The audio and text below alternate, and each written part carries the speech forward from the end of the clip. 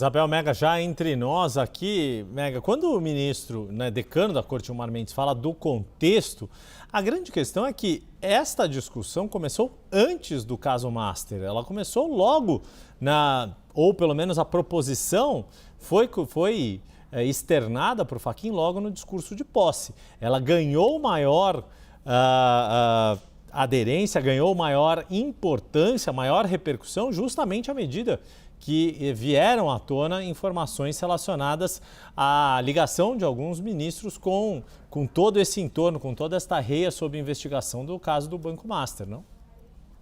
Muito bem lembrado, Yuri. Começou com o início da gestão do presidente do Supremo Tribunal Federal, Luiz Edson Fachin, que começou a levantar essa bandeira de que a Corte precisava discutir uma questão interna de conduta realmente dos ministros. É claro que quando estoura o caso Master e passados alguns meses vem uma série de suspeitas na esteira contra alguns membros da Suprema Corte, isso se eleva de tamanho e se eleva a ponto da gente estar acompanhando nessa semana uma estratégia muito clara que o ministro Gilmar Mendes contou para a gente nessa entrevista, dele querer vir a público para fazer uma defesa também do Supremo Tribunal Federal. Ele falou com diversos veículos, fechou esse ciclo conosco hoje aqui na CNN, se posicionando e atuando numa frente também de defesa da Corte. A gente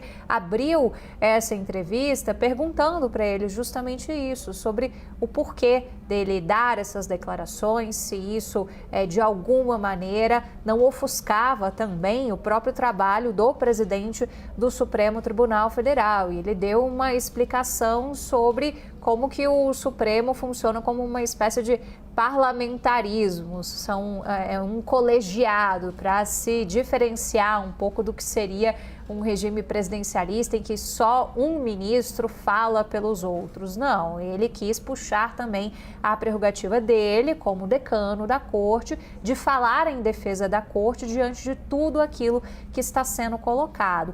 Mas isso também não o impediu de fazer algumas críticas, a exemplo desse trecho que a gente acabou de acompanhar, em que ele diz que o presidente Luiz Edson Fachin errou sobre a questão do Código de Ética. Tem um ponto que Fachin sempre lembra, que é sobre o time, né? O time em que isso é discutido. A gente está aí beirando a eleição, o Supremo hoje é um dos instrumentos que acabam contribuindo, querendo ou não, para um clima de bastante polarização quando a gente pensa no cenário das eleições, e isso, querendo ou não, é parte também dessas discussões que vão perpassando a Suprema Corte. Então, o ministro fez, por exemplo, uma defesa, e aí não dá para a gente deixar de citar, do inquérito das fake news, dando indicativo de que até as eleições esse inquérito vai continuar, porque continua tendo fake news. E é um inquérito que é criticado